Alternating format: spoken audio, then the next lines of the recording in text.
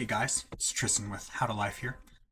We're going to take a look at some rankings here. So we're jumping into week one of our nurse coaching, and it is just where to go on the website for advice and support, and it goes over a lot of the generalizations of what the program is. It really speaks a lot on being a part of a community of nurses that has lost a lot of hope. We all really say the same thing about the healthcare system, which is that it's broken. I said in my last video that I would prove that. So I'm using Grok, and it's a wonderful tool to be able to cross-reference so many different websites all at once and create convenient tables. It's really cool. I also have it citing all my sources.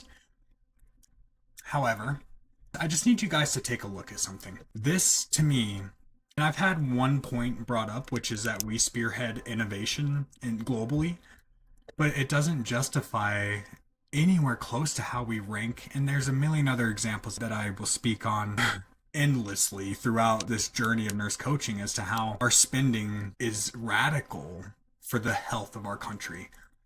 And more so, how the current system that we have treats the symptoms. So the reason that we can spend this much is probably because there's so much money in the system due to the way that they treat health. If we didn't have as many sick people as we have, we would not be able to spend this much. We'd be even more broke than we already are. So this is a basic table of total spending in billions. United States is number one by a long shot.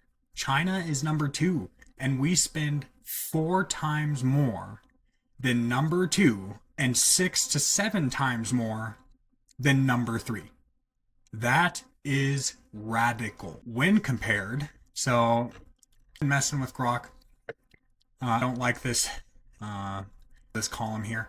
If you really want to get into the details, you would know that 13.7 is not a very good number, but to put it in rankings compared to other countries for the non-communicable diseases and ranked of, and this is including all roughly 200 countries, we are rank 61 globally.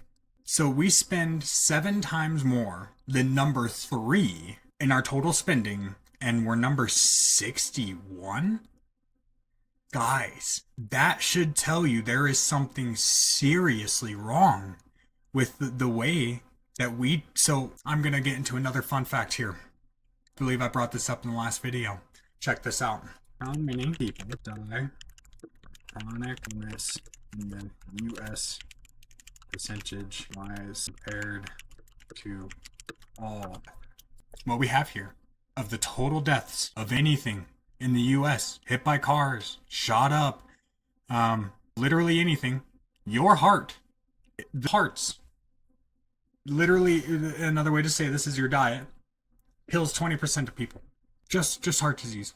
One chronic illness kills 20% of all people. I know cancer is another big one. 16. So, I was trying to remember the number last time because the 70 and 80% get mixed up. Basically, this is saying, right here, 70% of all death, not just like sicknesses, but literally of anything that somebody could die from, 70% of all death in the US is chronic illness. The fun fact, 80% of those deaths could be avoided or prevented, reversed with basic diet and exercise. I don't know if I said this last time. Me being a personal trainer and a nurse, let alone all the side studies that I've done in nutrition, I have the same nutritional education as a physician. I need that to sink in. Because a lot of us, especially the older generation, we really praise doctors for everything that they bring. And this is not to destroy the need of doctors. There is a great need for very smart people in acute situations. However, knowing, for instance, the kind of nutrition that I got in school, the nutrition training that college teaches you, is the complex pathophysiology of biotin. I had to write a paper on the pathophysiology and all the molecule structures of biotin at different processes throughout the body. Okay, great. It was interesting to study. How does that help you? How does that help 70% of people who will literally die of chronic illness? It doesn't. This is why I want to be a nurse coach. I took this information and I learned how to actually diet. I learned the discipline of what it means to have to be a normal person going through a normal life, at one point living completely alone, making $11 an hour, how I could be healthy, happy, and successful. I was a janitor. I worked at a gas station. I was in a CNA. And yet I was able to eat in a way where I lost weight. My labs looked amazing. I had more energy than I've ever had. But it was a lot of learning. And not just learning what freaking vitamin B6 is. It was learning how to put the food on my plate and make it realistic for myself. Something that it's not even talked about. When you go into a doctor, and again, I hate discrediting doctors because there's so many good ones, but doctors that belong in acute care. It's the truth. Minutes is not even close to enough time to over anything that's going to make a real difference in your life, when 70% of all death is chronic illness, and 80% of chronic illness could be reversed or treated with basic diet and exercise. To think that a doctor gets 10 minutes, one set of vitals, blood pressure, your oxygen, and maybe a small history of you, and then your complaints to the nurse to decide what to do with you, which would you even blame them when all they have is 10 minutes and they're going to get a pill? 90% of the time that you go into a doctor, you're going to be $300 short, and you're going to have a pill with potentially at least 100 side effects. Most medications have at least a potential or 100 potential side effects. It's no wonder to me, and hopefully to you as we go out throughout this series, that 70% of all death is chronic illness.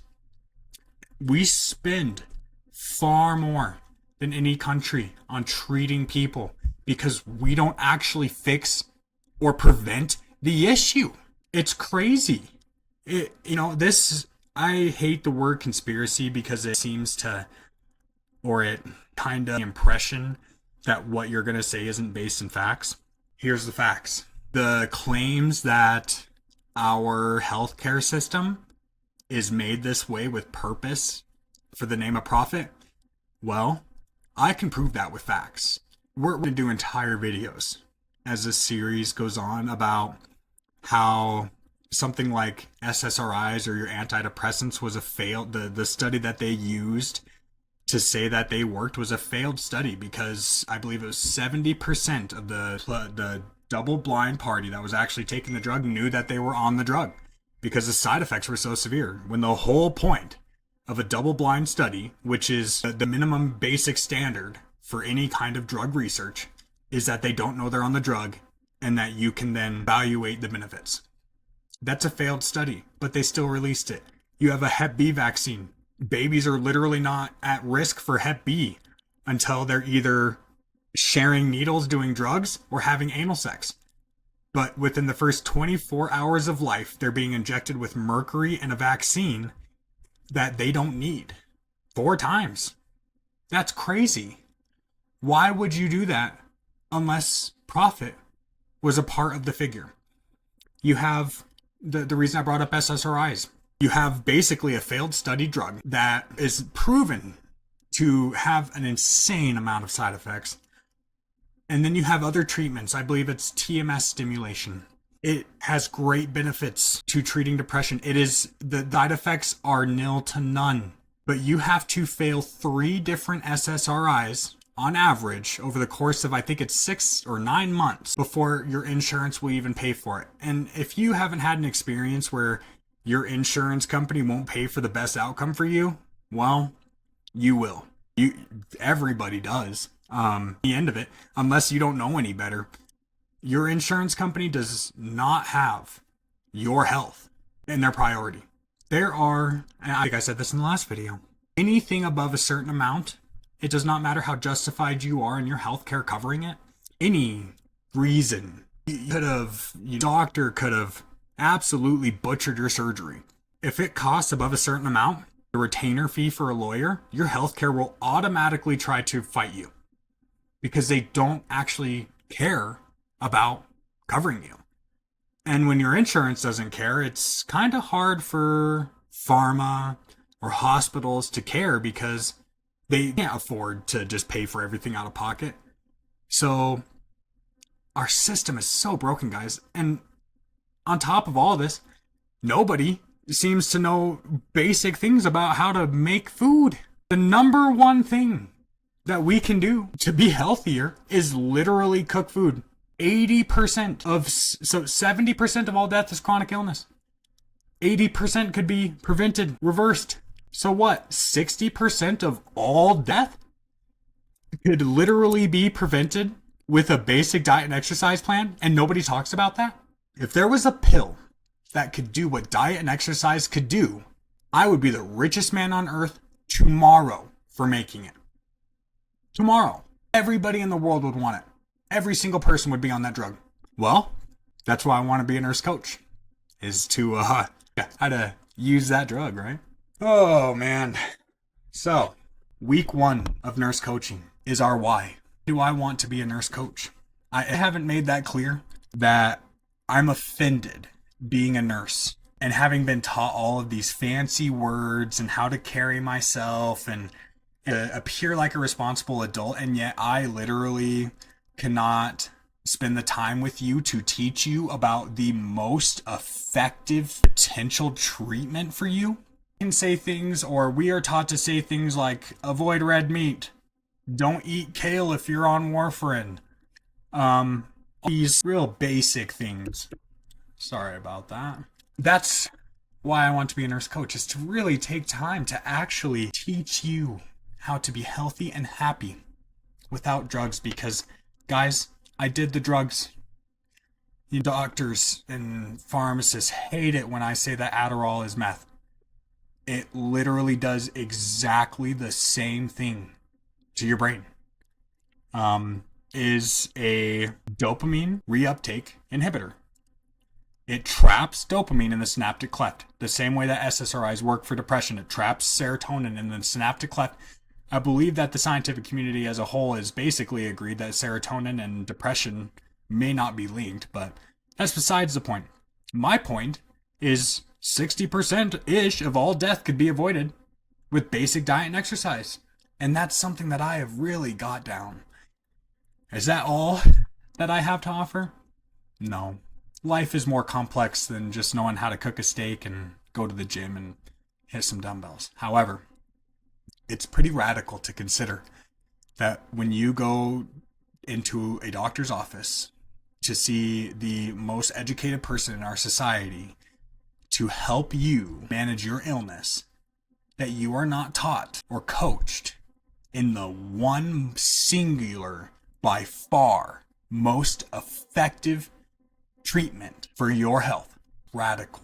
In week 1, we talked about taking care of ourselves as a way to be able to take care of our patients.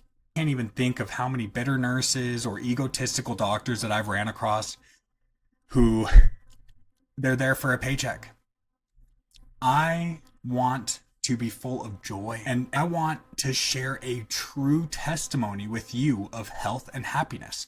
I don't want to just hand you a pill. I don't want you to just pay me my money and then send you on your way. I genuinely find joy in being able to help people around me. Taking care of myself helps me find that joy and gives me that true testimony of the things that I talk about. I wasn't just told by a book or a pharmaceutical company that pays me for every pill that I hand out that it's good. I wasn't offered, per person who eats a carne asada, a way to give you my advice. I have a real testimony from years of applying many real things to my life.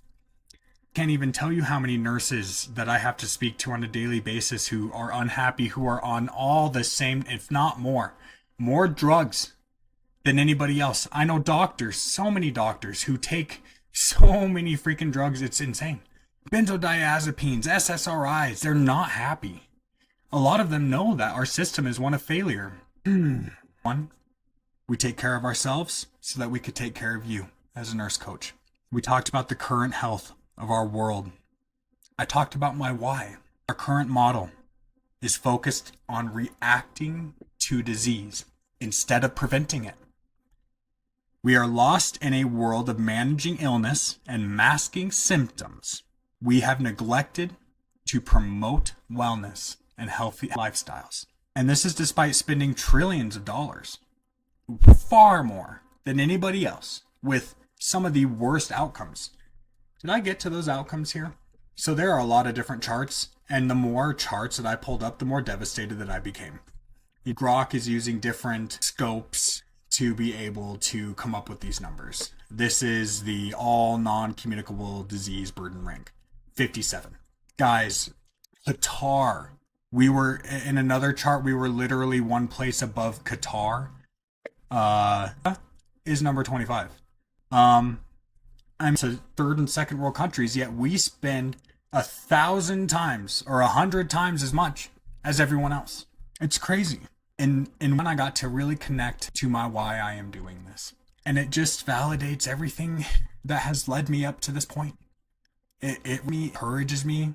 It really lights that fire under me and reminds me why I became a nurse, because I lost it pretty quick in a world of paperwork and just pleasing corporate egos and pharmaceutical companies and insurance companies, crossing T's and dotting I's. None of it really including actually being able to care for you as an individual. Of course, that's not to say that we don't. We do. But the system that we have to do it with in government buildings and hospitals, clearly it's broken, or our outcomes would be a lot better considering our spending. That's week 1.